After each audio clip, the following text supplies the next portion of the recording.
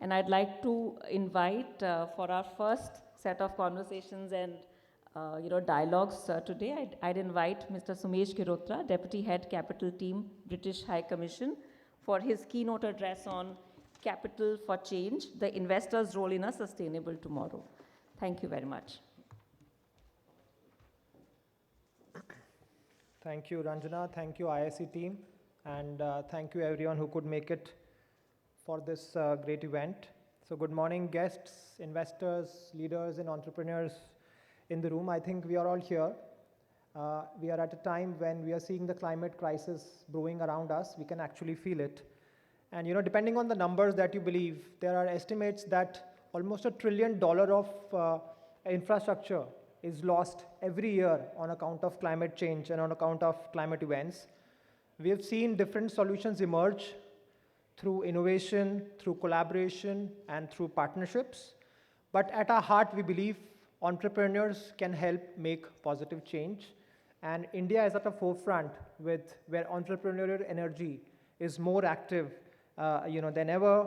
India is at the forefront on its climate ambition. India has set itself an ambitious target for net zero 2070, and then on reducing carbon intensity of its projects, 50% non-fossil fuel sources by 2030.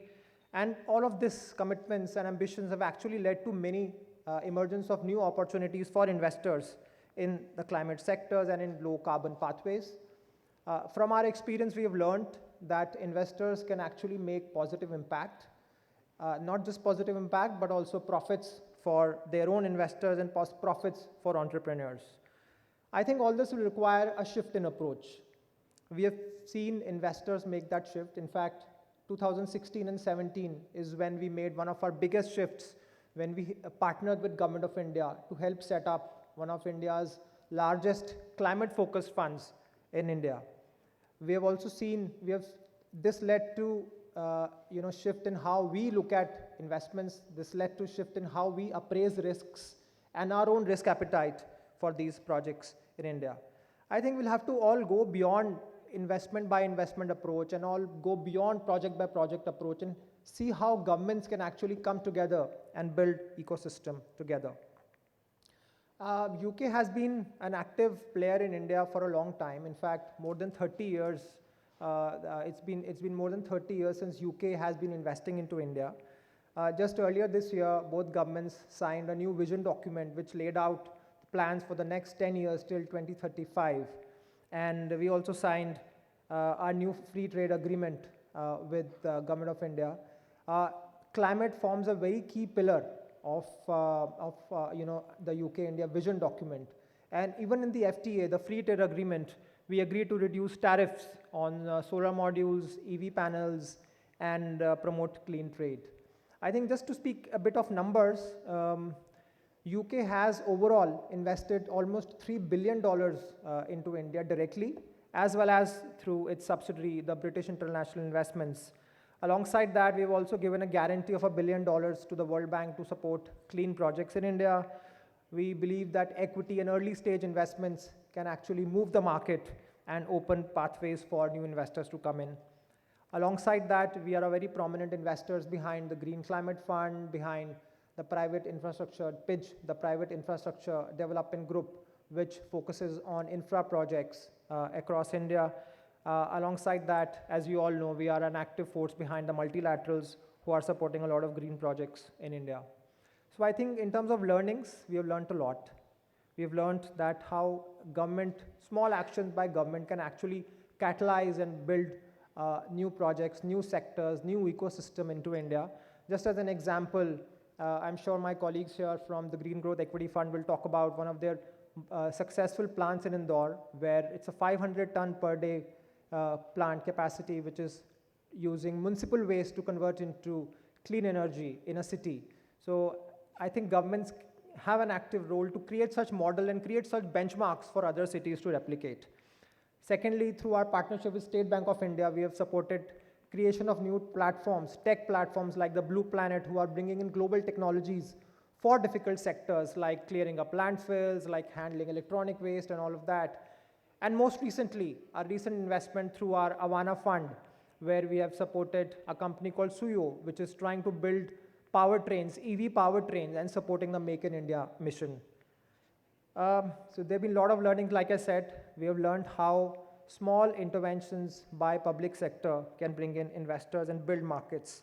And most recently, as some of you would have noticed, during the PM visit, most recently we heard new climate initiatives, including in finance and policy getting announced. For example, the Net Zero Innovation Center, where we saw how innovation ecosystems in both countries can come together and help clean green pathways.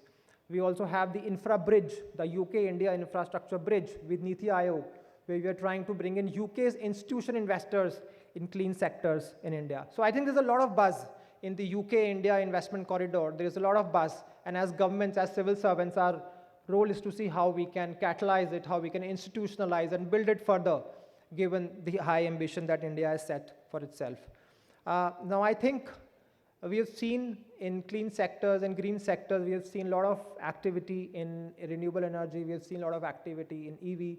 The next challenge for us is how we can replicate this model to unlock challenges in some of the newer sectors, the newer adaptation sectors, emerging mitigation sectors. And through our recent study with Climate, we are trying to build evidence and research base, not just for ourselves, but also for institutional investors here in India and globally, to come and see what are the new emerging mitigation sectors and adaptation sectors that together we can focus on. So we have analyzed, I think colleagues following after me from Climate will talk about some of those opportunities in those 13 sectors, which include built environment, cooling, water, insurance, circularity, sustainable fuels, and all of that. All of this brings together evidence globally on the experience of institutional investors in these sectors, but also investment potential in India, how investors at an early stage can tap some of these sectors based on hard data and facts.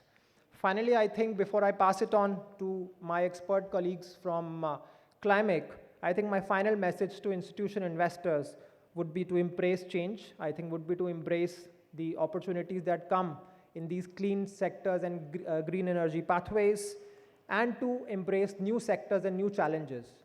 My final message, I think, for fund managers would be to support these young entrepreneurs who are trying to build something new.